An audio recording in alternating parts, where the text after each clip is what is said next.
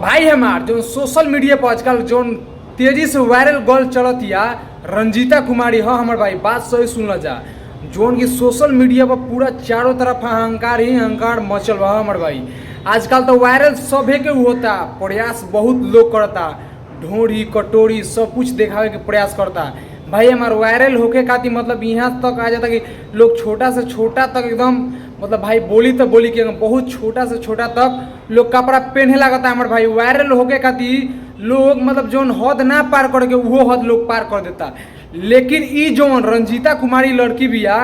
बहुत ही गरीब परिवार से बिलोंग करती है बहुत ही ज़्यादा गरीब परिवार से भाई हमार अगर वो बेचारी के घर दुआर देखबो नु तो तोहर लोग के माया दिल में जरूर लगी हमारे भाई उहे गर्ल जोन वायरल बोलिए खाली रो के वीडियो बनावे हमारे भाई जोन सभी के जानता कि हमेशा रो के वीडियो बनावे हमारे सोशल मीडिया पर 1 मिलियन फॉलोअर्स इंस्टाग्राम पर हो चुकल बा भाई हमारे इतना ज़्यादा ट्रेंड हो गल बा मतलब इंडिया में बहुत तेजी से वायरल चलती है वो लड़की ठीक बा। तो भाई हमार जे वो लड़की के नइखे देख ले जे नइखे जानत ओकर घर दुआर नइखलो देख ले तो हम तार लोग अभी तुरंत देखावे बनी वीडियो में आ गौरी बात बता दी कि ओकर नया पे एगो बॉयफ्रेंड भइल बा तो का वो बॉयफ्रेंड सच बा या झूठ बा इहो बात तार लोग हम बताएं बस वीडियो में शुरू से लेके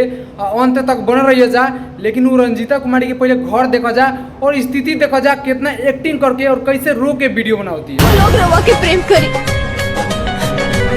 बाकी रवा हमरा नफरत के भी लायक नहीं की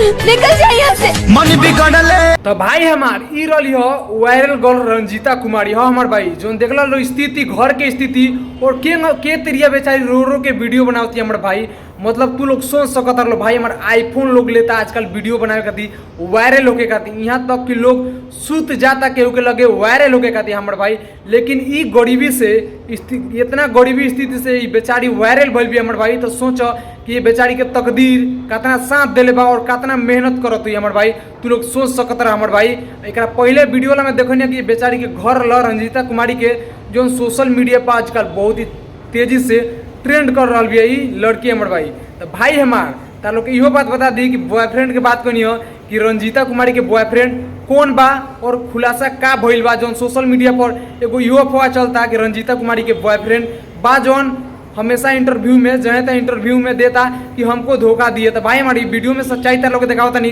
और रंजीता कुमारी के बॉयफ्रेंड से ही तारा लोग के कुछ लाइव वीडियो मिलल बा हमरा तार लोग हम वीडियो अभी दिखावे बनी एक बार ये वीडियो देखा जा। पहले उसके पास वो किसी किसी का मोबाइल से फोन करती थी तो बात रिकॉर्डिंग सुना रहे हैं सुनाइए।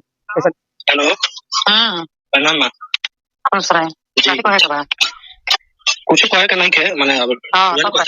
कि जे डिसाइड माने का कहता लोग डिसाइड करके बता लोग हम का परेशान बनी कथि का डिसाइड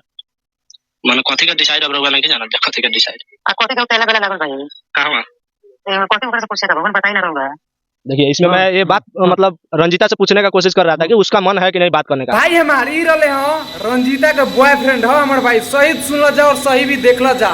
कि रंजीता के बॉयफ्रेंड रहे हाँ जो छुप छुप के केहू और से रंजीता मोबाइल से बात करत लियो आज नु पॉपुलर भइल बड़ी आज नु मोबाइल इनकरा पास आइल बा। आ भाई हमारे गौरी तारो के देखला जा वीडियो में कि रंजीता के मम्मी से ई लड़का बात करता हाँ रंजीता के बॉयफ्रेंड रंजीता के मम्मी से बात करता। तो भाई हमारे में साफ साफ लौकता कि रंजीता के बॉयफ्रेंड इहे लड़का बा हमार भाई। तो भाई हमार ये वीडियो से तू लोग कितना सहमत बारा जा कमेंट में जरूर बताइए जा का रंजीता के बॉयफ्रेंड बा या ना कमेंट में जरूर बताइए जा और वीडियो को जरूर शेयर करिए जा कि अगला आदमी जानी तो कमेंट में जरूर बताइए।